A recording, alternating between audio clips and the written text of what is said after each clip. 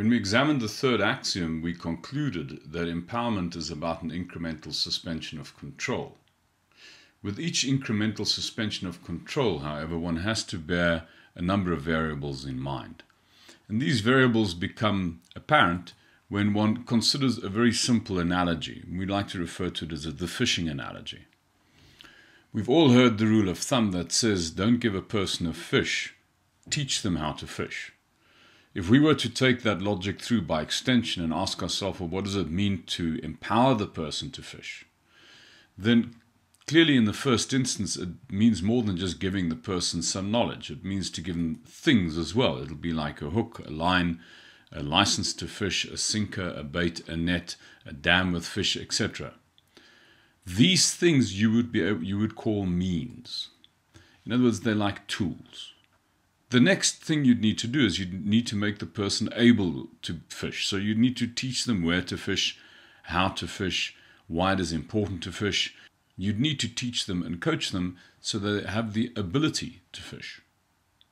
Now, in our experience, this is very often where people stop. In other words, when they think through the problem of empowerment, they produce these two categories.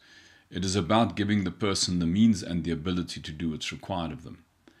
However, on careful consideration, it becomes apparent that this isn't enough.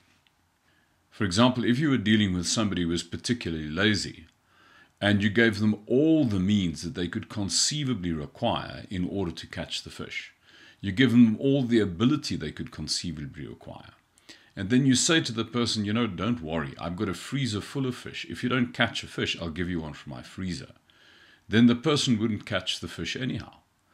So basically, the last thing you've got to bring to the party that actually engages the person's will is a kind of bloody-mindedness. It's an ability to say to the person, listen, if you don't catch a fish after this spell, starve.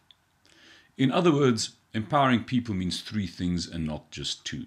It means to give people the means to do what's required of them, to make them able to do what's required of them, and to hold them accountable.